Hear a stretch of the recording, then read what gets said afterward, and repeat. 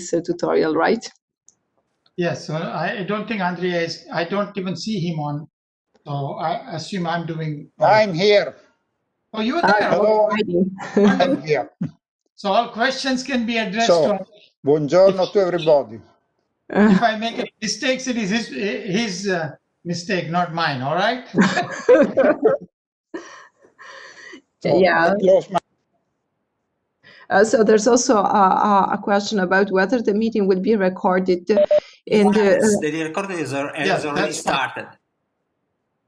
Okay. Okay, we have Thanks, also the Danilo. introduction. Yeah. So thank you and thank for managing these.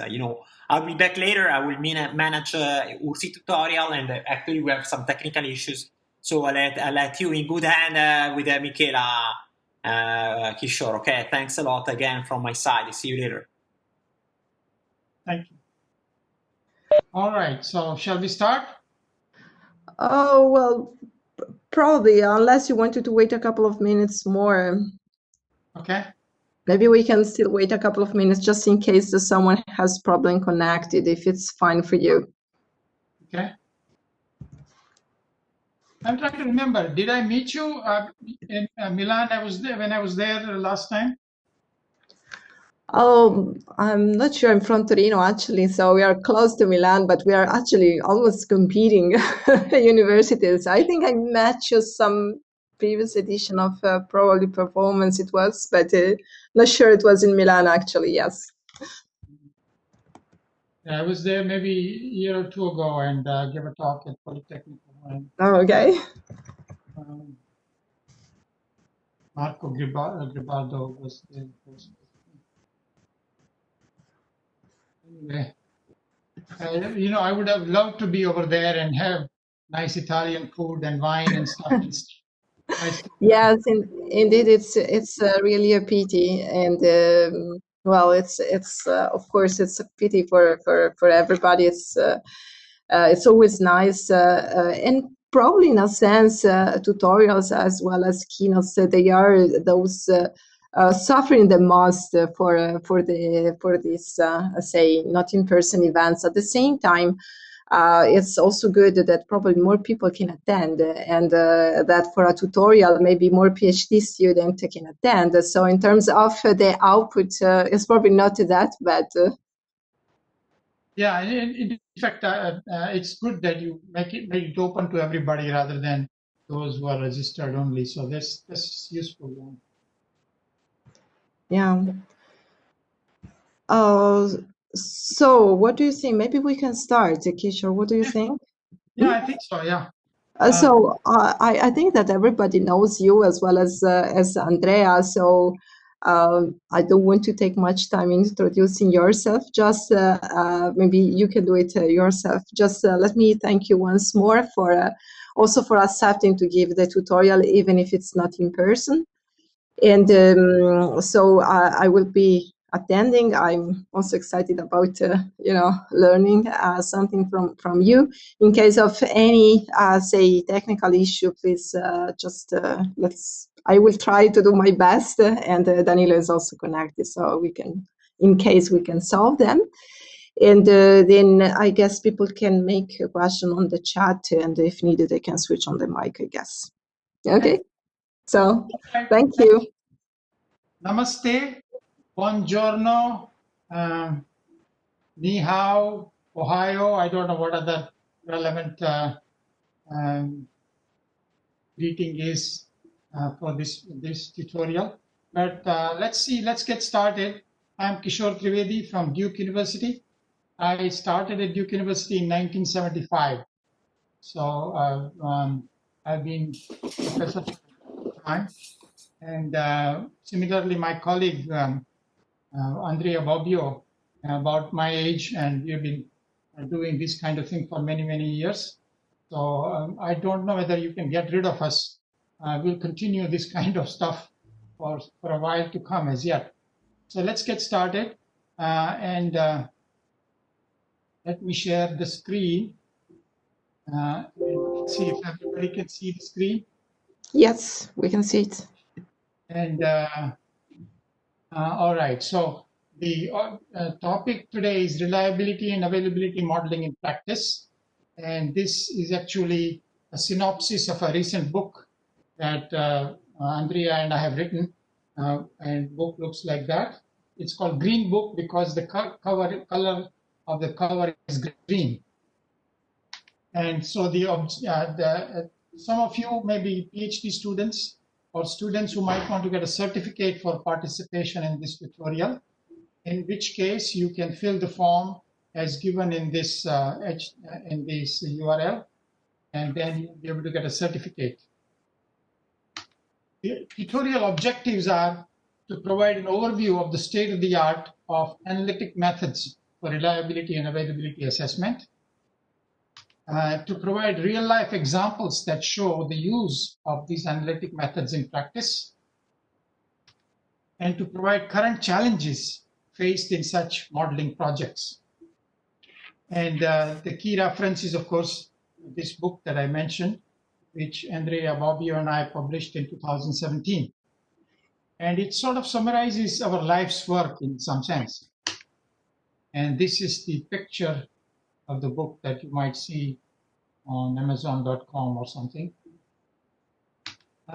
So the overall agenda for today is start with some brief introductions, and then jump into the reliability and availability models, in which we will go through different types of models in use, and each of these will be illustrated through several real-life examples.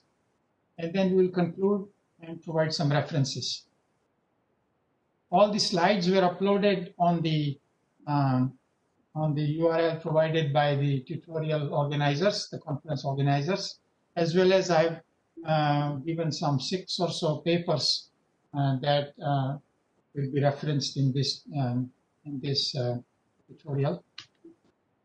So why do we need to worry about these kinds of things, reliability and availability? Well, we depend on computer communications and other systems, technical systems, for just about everything we do today. And therefore, we expect these technical systems to not fail or not be down for too long. So there is a tremendous dependence on these technical systems.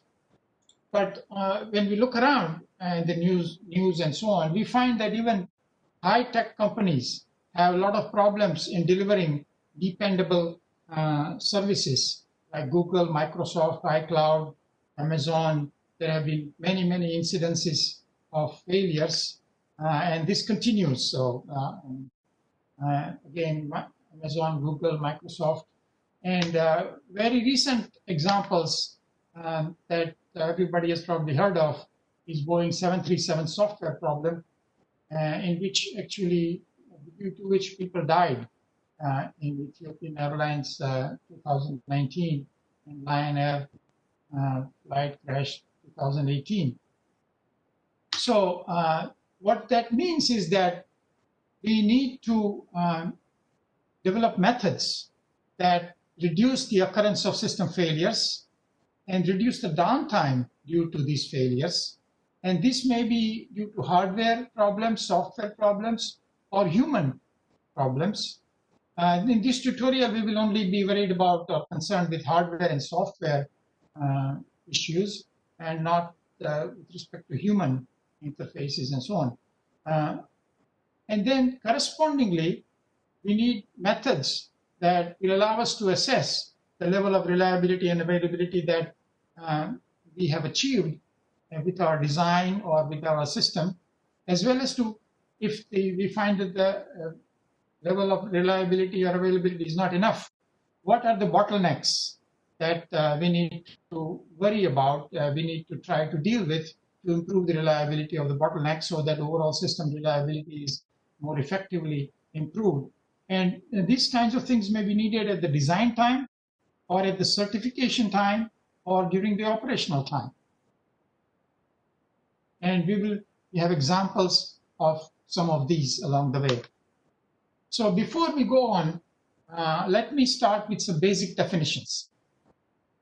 So first, reliability is often used in a generic sense as an umbrella term.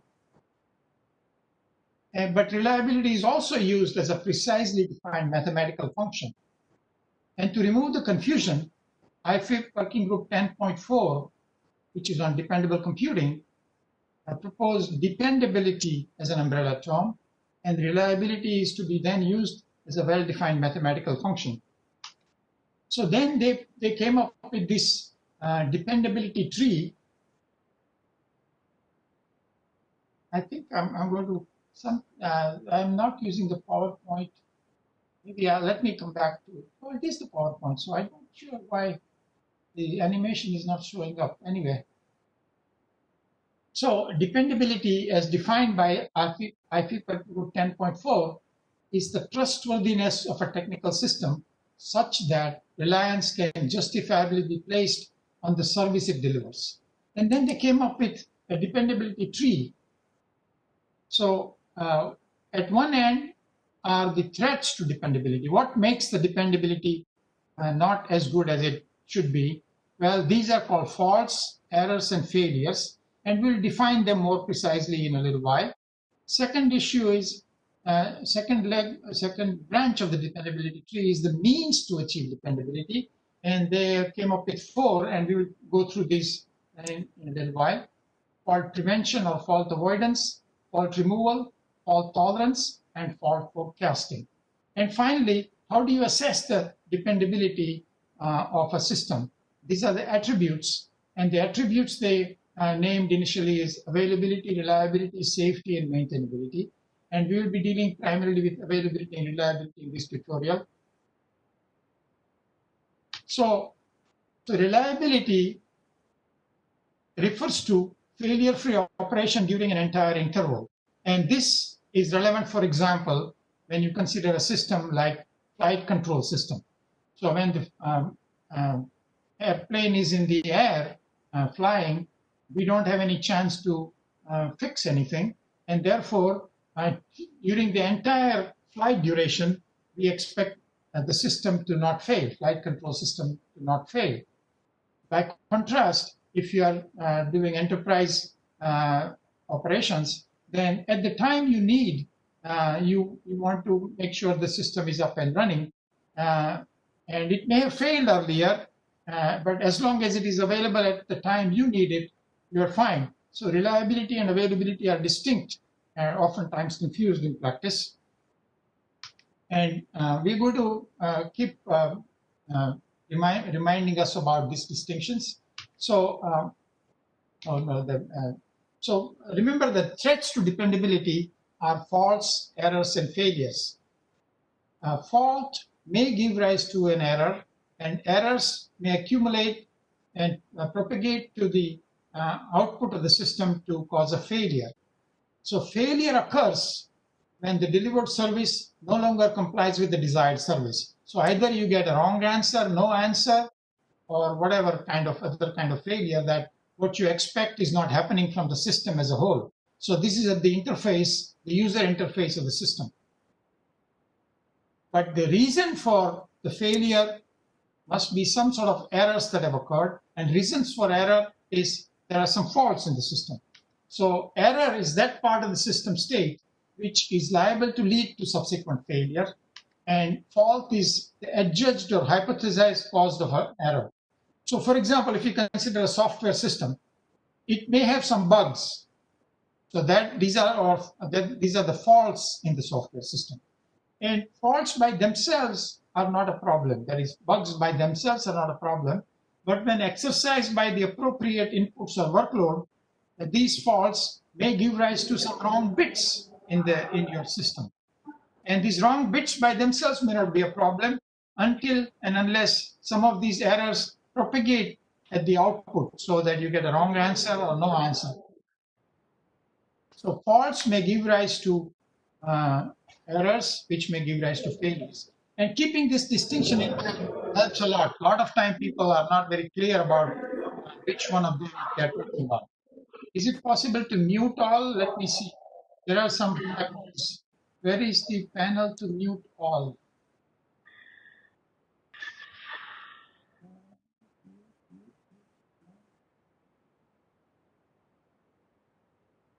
Okay. Can you still hear me, I assume? Okay. Yeah, it's okay. Okay. Okay, so remember that fault is a bug that may or may not be by itself a problem. It may give rise to errors when exercised appropriately, and errors may not be a problem by themselves until and unless they propagate to the output.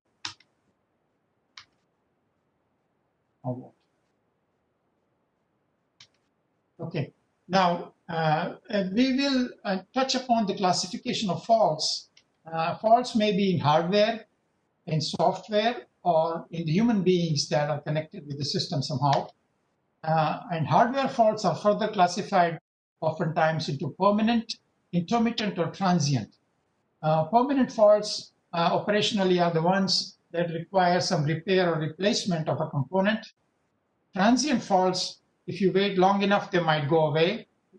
Intermittent are something that might become permanent later, or operationally, just doing a reboot might remove the problem, whereas permanent requires repair or replacement. Hardware faults may be, or software hardware faults may be in the node of a network or in a link of the network. And software faults we will later classify into Bohr bugs, Mendel bugs, Eisen bugs, and aging-related bugs. If you may not have heard of these, that's fine. We'll clarify this in a little while.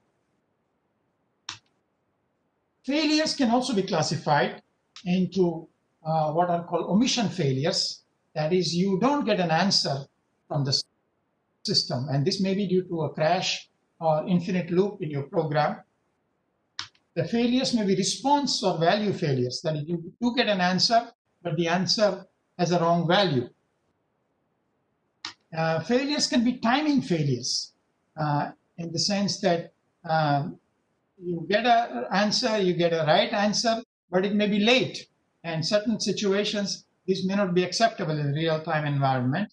These failures are often called performance failures or dynamic failures. And it is conceivable that an early answer may be also a bad answer. I've just kept it for completeness. I don't know an example, but it's possible. Failures can also be classified into safe and unsafe failures. And in the context of security, they can be classified into breach of confidentiality, breach of integrity, or loss of use.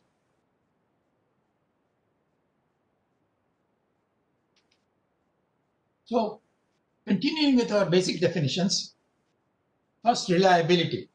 Now, depending on the situation, reliability can be seen as a function of time or simply one-shot reliability or simple probability.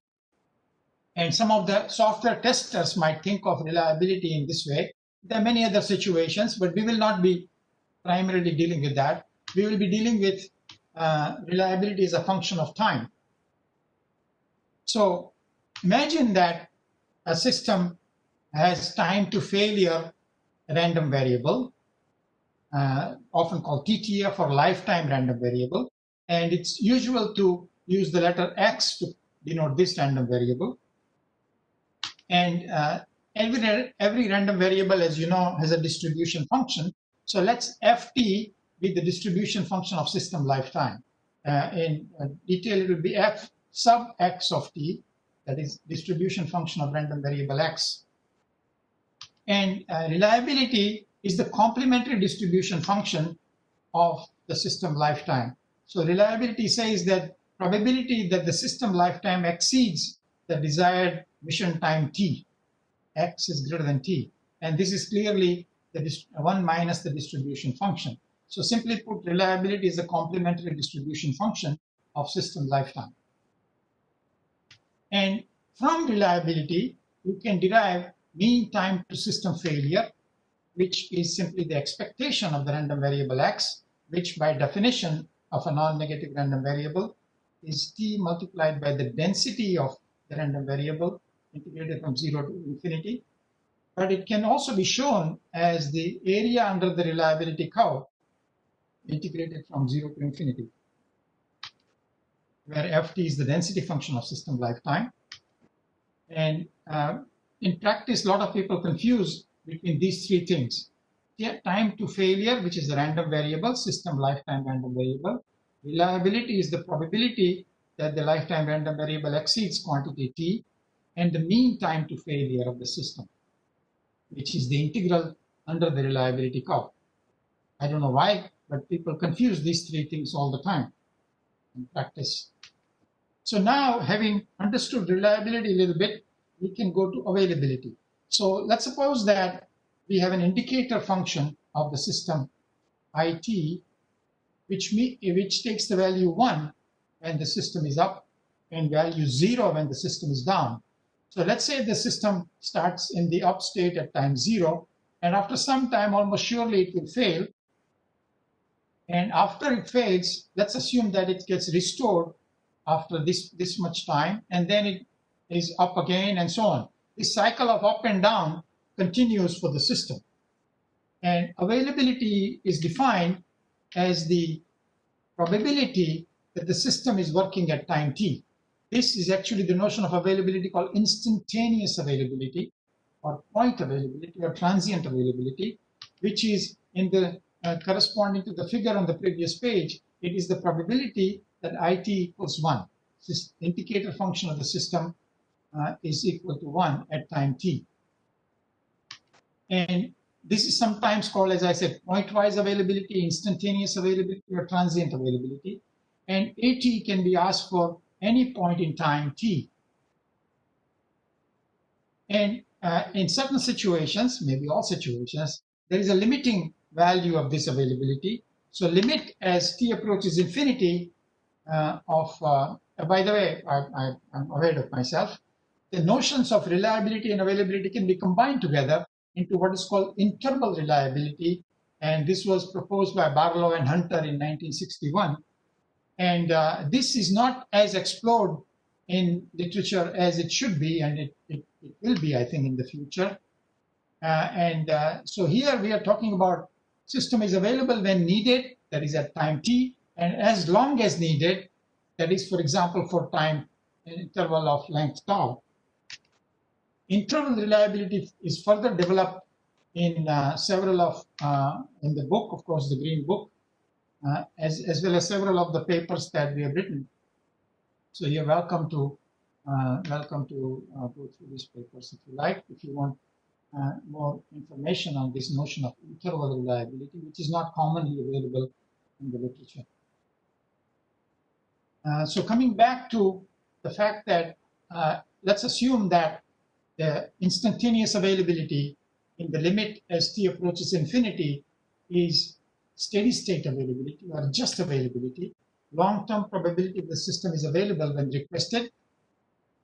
And under a very broad set of assumptions, we can show that the steady state availability is given by this very simple formula: mean time to failure divided by mean time to failure plus mean time to repair, where MTTF is the mean time to failure of the system.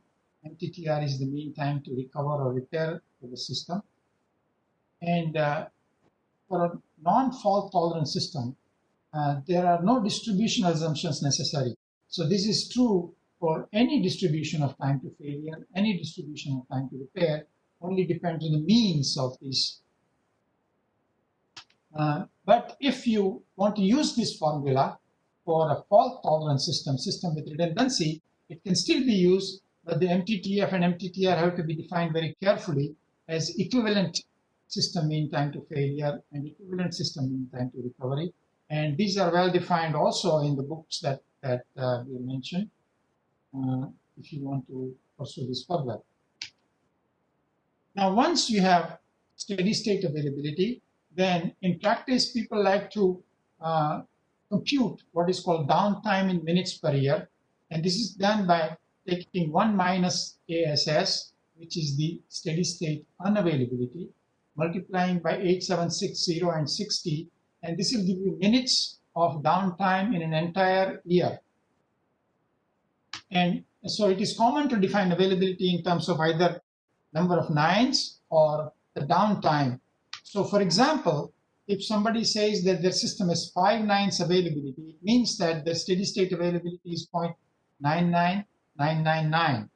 which is the 5 nines. And if you translate that using this formula, it becomes 5.26 minutes of annual downtime. In the whole year, you expect only 5.26 minutes of system being down. If you claim 4 nines, then the downtime that corresponds to is 52 minutes in the whole year. So people like to claim 5 nines and 6 nines of availability. But if you study real data, you find that 49% of Fortune 500 companies experience at least 1.6 hours of downtime per week. And that translates into 2 nines rather than 5 nines and 6 nines. So, so we need to worry about this. And failures and downtime, what does it mean for a company? Loss of reputation, loss of revenue, and possible loss of life, as we saw in Boeing 737. Next. So we need methods that reduce system failures on the one hand, occurrence of system failures on the one hand, and reduce the downtime due to these failures on the other. And this can be caused by hardware, software, or human beings. We will concentrate only on hardware and software in this talk. And in order to see the effect of decisions we have made to reduce these failures or downtime, we need methods that will allow us to assess the effect of these decisions and also to find bottlenecks so that where do we put our effort into improvement. And these methods have been used to compare alternative designs or architectures. I have myself done that in many companies to find bottlenecks, to answer what-if questions, to even optimize a design and conduct trade-off studies between performance and reliability, availability, between power, performance, and reliability, availability. And this has been also used at certification time, as we will see in the case of Boeing in a while. It can be used as design verification or testing time, during even configuration selection phase, and during the operational phase. I don't have an example of operational phase in the tutorial, but you can find in the book and some of the papers. So first, very briefly, we will talk about the methods of improving dependability, that is reducing system failures or reducing downtime due to these failures. And then we will talk about primarily about these methods of assessment.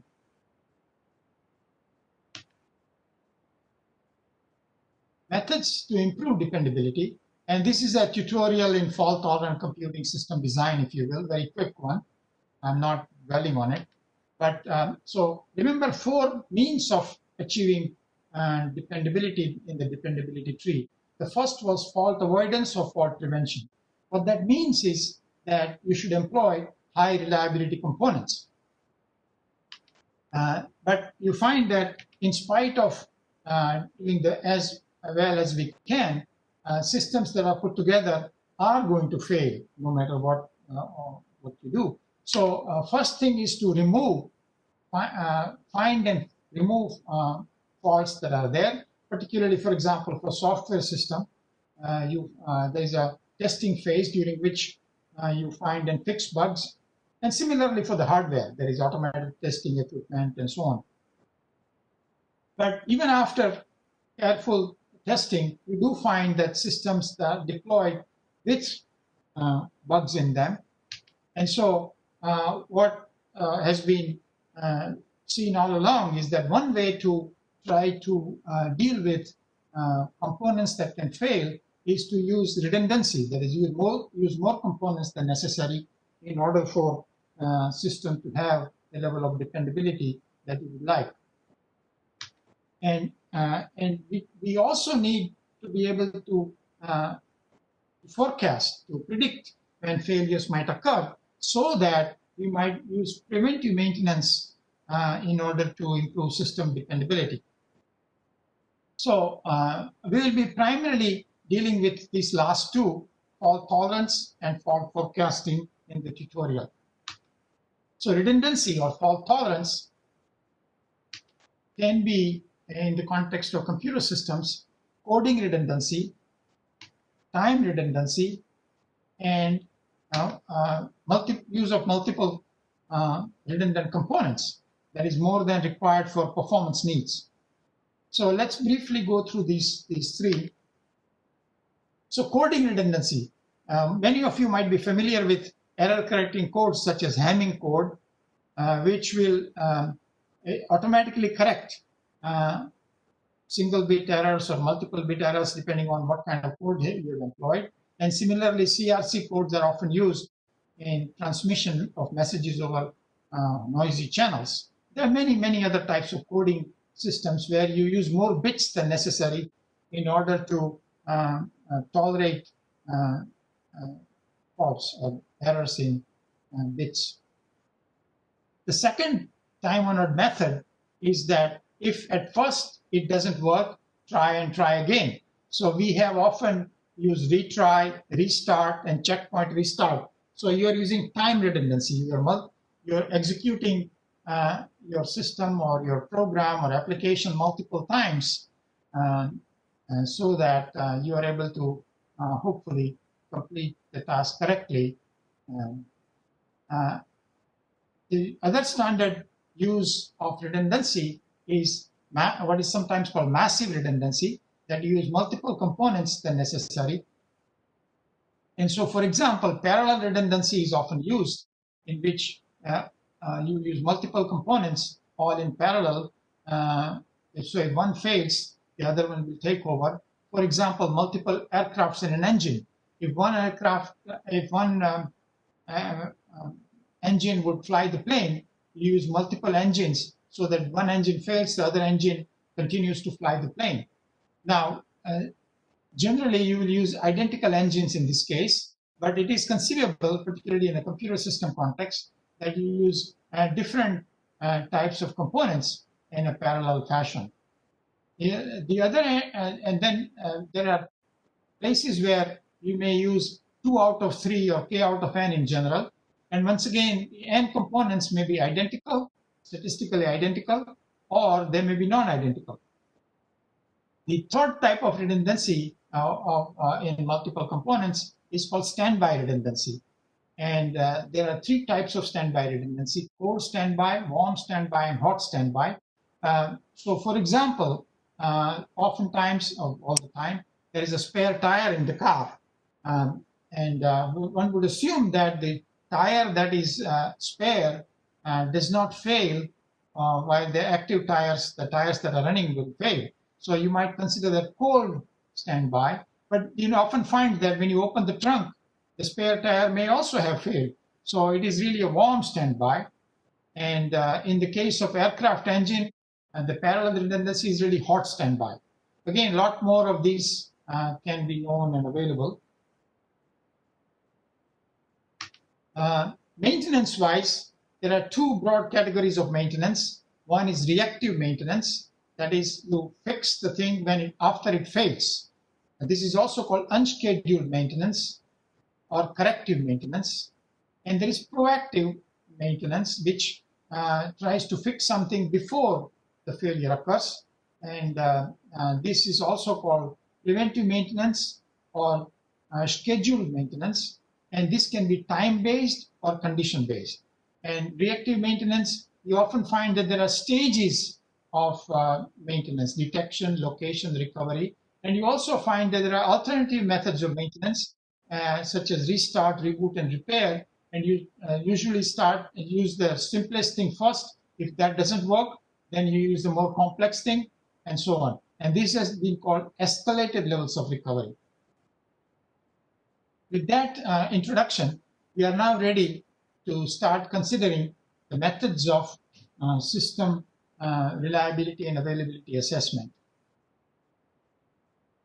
I don't know where in this, if I'm sharing slides, I'm not able to see if there are any questions. Oh, I think I can, I see. Participants, okay. Okay, are there any questions? Please let me know. Or you can do in the break. So we need methods to try to assess the system reliability and availability. So that's the rest of the tutorial we are considering. So quantitative assessment approaches in general can be classified into black box or data-driven versus white box or model-driven. So data-driven approaches, you actually collect the data on the system under consideration, measurement data, and then you use some statistical inference techniques to estimate the reliability or availability of the system. So system is treated as a monolithic whole. A monolithic whole without explicitly taking its internal structure into account. This is clearly very expensive, especially for systems that are claimed to have ultra-reliable behavior. Of course, there are methods such as accelerated life testing that can help reduce the cost of doing the measurements. Nevertheless, it is still very, very expensive and generally applicable to very small systems that are not very highly reliable. And certainly it's not feasible for system under design or development. You don't have system to measure in order to do the assessment like that. So the alternative is what may be called white box or model-driven approach. And so when there is no data available for the system as a whole, that is the situation we are facing here. And what we then do is develop a probability model. And the types of probability model, as we will see, are called reliability block diagrams, fault trees, Markov chains, etc. And this probability model will be constructed based on the known internal structure of the system. And what is the internal structure of the system? What are the components system has, and components characteristics, and the interactions between these components. This information is taken to formulate a probability model, which is then, so this way we are going to be able to derive the behavior of ensembles, that is combinations of components to form a system, or combinations of multiple systems to form a system of systems from first principles. And first principles are this probability theory, basically. But then, and this can be used to analyze a system with many interacting or interdependent components. But in order to solve the model, to get the real answers, real numbers for reliability and availability, we will need input parameters for components and the subsystems of the system. So where do these input parameters come from? Well, they will have to come from measured data, but this measured data is for the components or subsystems, not for the system as a whole. And since components or subsystems are small enough and not ultra-reliable, we should be able to collect that data. So in effect, what we're doing is combining the two approaches, black box and the white box approach. So we use black box approach at system or subsystem, at the subsystem or component level, and we use the white box approach at the system level. This is the effective way of solving real systems.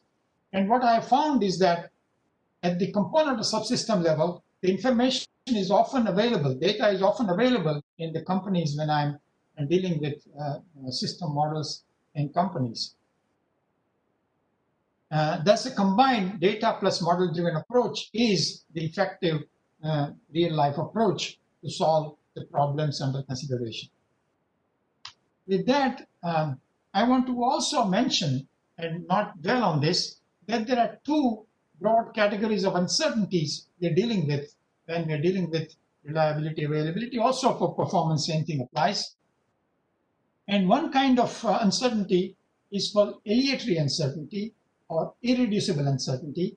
And that refers to the fact that randomness of event occurrences in the real system, such as the distribution of time to failure, distribution of time to repair, etc. And this is captured by the probability models that we will be discussing, RBD, fault tree, Markov chain, semi-Markov process, or whatever.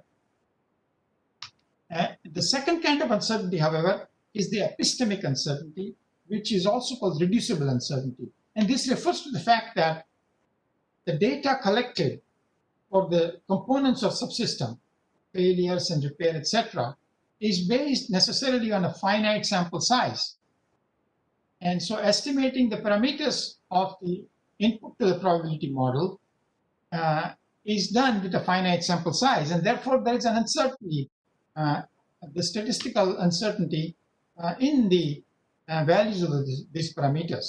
And this is called epistemic uncertainty. And normally people, when they measure and do statistics, they find these confidence intervals, but when they subsequently do the system model, they tend to forget these parameters have their variations around that. And so this epistemic uncertainty is not often taken into account while doing the models of the type we're talking about. So it is necessary for us to propagate this epistemic uncertainty through a probability model. And that is a topic not covered here in this tutorial and can be a subject of another tutorial. But there is some work being done on this topic. So with that, let's jump into the reliability and availability models. And what we have seen so far is that we have, on the one hand, data-driven approach, and on the other hand, model-driven approach to assessment of reliability and availability. And data-driven approach in the context of reliability and availability can be called failure data analytics or recovery data analytics and so on. But we are going to concentrate on the model-driven approach, and the models that we formulate can be solved analytically or by discrete event simulation or by a combination of the two.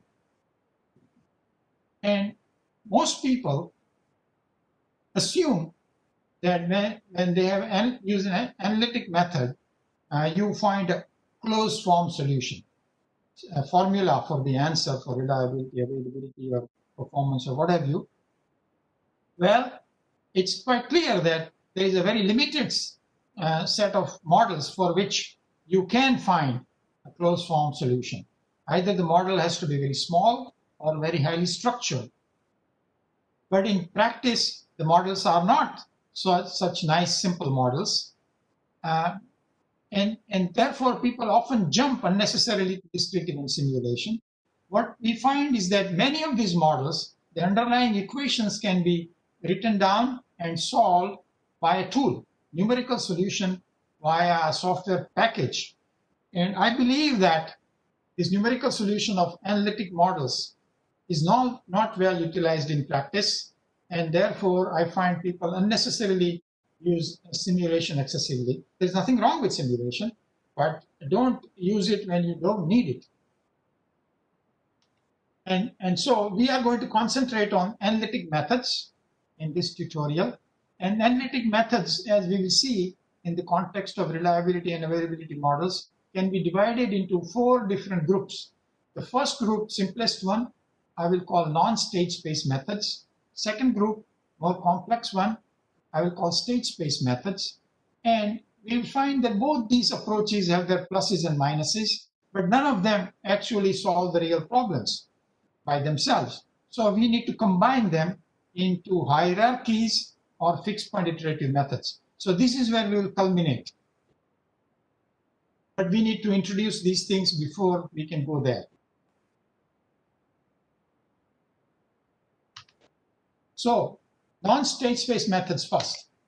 And non-state space methods, there are 4 categories: series parallel reliability block diagrams, fault trees with repeated events, and non-series parallel reliability block diagrams. So we'll start with this, and extensions to these simple models have been found to be multi-state components, phase mission system, etc. If you need to know, all this is given in the green book.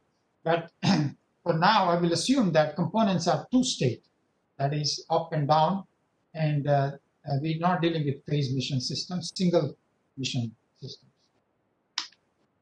So to show an example of reliability block diagram, I was asked by Cisco around 1999 to do the availability model of one of their routers and compare it with the availability model of their competing router by Juniper.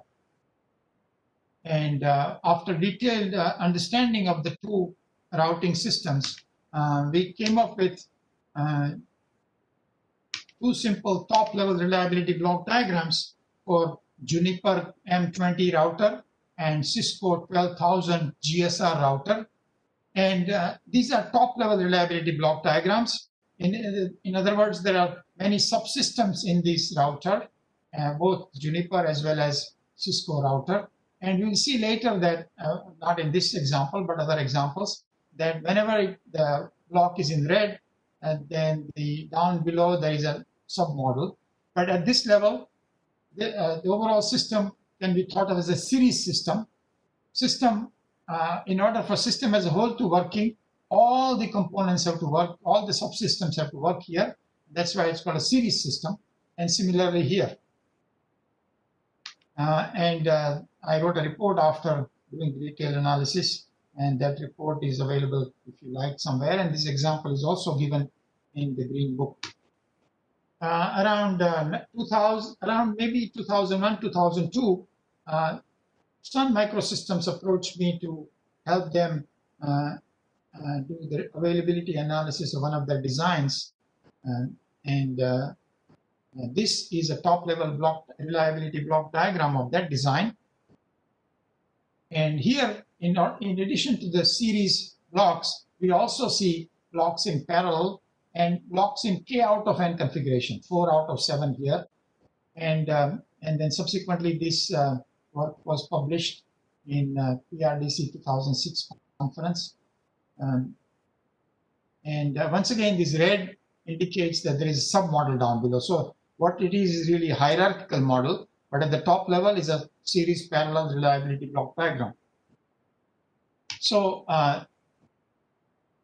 series parallel reliability block diagrams are very intuitive, very simple to develop for a given system. And if you can assume that systems behave in a statistically independent fashion, both for failures and repairs, then very simple formulas can be written. For example, if the blocks are in series, then reliabilities and availabilities multiply. And so a very simple formula can be given in this case. And unreliabilities multiply for blocks in parallel. And K out of N simple formula is also available using the binomial formula. And if the blocks that you're dealing with are non-identical, statistically non-identical, then a recursive formula is available for the K out of N system availability or reliability. Now, if you go to computer industry or communications industry, then they normally use series parallel block diagrams. But if you go to aerospace or safety critical systems behavior, then they use complementary notation or fault trees. So in a block diagram, you're looking at conditions under which system is working properly, whereas in a fault tree, you're looking at conditions under which system has failed. And so such fault trees may be called pessimist model, as opposed to reliability block diagram that can be considered optimist models. And components here will be represented as leaves or terminal nodes in a tree. And internal nodes are logic gates, and the root node indicates system failure. Components of subsystems in series are connected with OR gates. Components of subsystem in parallel are connected with AND gates. Failure of a component or a subsystem causes the corresponding input to the gate to become true, because we are looking at failures here, fault tree. Whenever the output of the topmost gate or root node is true, the system is considered failed. So we are not going to dwell on this model type, but we are going to quickly see some examples. This example was given to me by GE, General Electric. This is a very simple model of the truck AC6000 as a fault tree. So the top event turning true means the truck has failed. And there are 4 subsystems: suspension, brake rigging, liner, and others. And I put a bar here to indicate that when suspension fails, this input is 1. And the OR gate indicates that this system is a series system of these four subsystems. So this is an alternative representation of a simple series reliability block diagram. But the fault trees can get very interesting, as we'll see in the second example I have from GE. This is the fault tree model of GE equipment ventilation system. And it has both, it has still OR gates only, but something very interesting is happening here, that these two events are exactly the same events. So events that are circle are called basic events, whereas events that are inverted triangle are called repeated events or shared events. Now, the problem with that is that when you come here and you want to multiply reliabilities or availability, it won't work because there is dependence among the input events. So this induced dependence due to repeated events makes fault trees at once more powerful than reliability block diagrams, but at the same time more difficult to solve. And fault tree with repeated events is the real life situation. And things can get very, fault trees can get very interesting. So this is an example of a fault tree of IBM Blade Center that I developed with one of my former students, Earl Smith. And the work was published in IBM Systems Journal. And you see, fault trees can get fairly complex in real life scenario. And furthermore, again, red indicates that there is a sub-model down below. So everything is hierarchical eventually. But at the top level, it is a fairly interesting fault tree. So such fault trees can be solved, but all these model types that I'm discussing can be easily solved using the software package that we have developed called SHARPE. It's not SHARPE, but SHARPE, and there is an E at the end. Symbolic Hierarchical Automated Reliability and Performance Evaluator. And it's a stochastic modeling tool installed maybe at over 1,000 sites. I don't keep a very good count. This is a rough estimate, both at companies and universities. And it has been ported to most architectures and operating systems. And it is used for education. A lot of people use this in their courses. It is used for many theses, actually, in their research have used this, and in engineering practice. So, for example, Boeing, 3Com, EMC, AT&T, etc., including IBM, NEC, Motorola, Siemens, GE, HP, Raytheon, and Honda have used. I don't know whether they're currently all using. Some of them are, but they have used at some time or the other in the past. And you can get more information about this on this site. And it is also the core of Boeing's internal tool called IRAP, which I helped them develop. And it is being used right now. But I wanted to make sure that people realize this, that a fool with a tool is still a fool. So if you put the wrong model in or wrong data to the model, then the answer that you get will be as wrong as anything else. So don't think that the tool will solve your problem just because it is a tool. So the fault trees, major characteristics are that fault trees without repeated events can be solved in polynomial time, just like reliability block diagrams. But fault trees with repeated events, theoretical complexity is exponential in the number of components. And the methods that have been used are factoring. And in SHARPE, you can say factor on if you want to use this method. Or finding all minimal cut sets and then use what is called sum of disjoint products to compute reliability or availability. In SHARPE, we'll say factor off and BDD off in order to use this method. And BDD, binary decision diagram approach, you can, in SHARPE, you can use BDD1. In practice, we can solve fault trees with thousands of components. And this particular slide, one of the master's thesis here a little while ago, we compared the three methods, factoring, BDD, and STP, min cuts followed by STD, on one particular fault tree in which we could change the number of leaves from 10,000 to 100,000. And so it is possible to solve fault trees with hundreds of thousands of components. And at this point, but fault trees can also be extended to include variety of different gate types like NOT gates, exclusive OR gate, hierarchy on gate, whole spare gate, functional dependency gate, sequence enforcing gate. Some of these gates are known as static gates, while others are dynamic gates. So it's a huge topic in itself, and quite a bit you will find in the Green Book, and there is a lot more beyond the Green Book too on the topic of fault trees.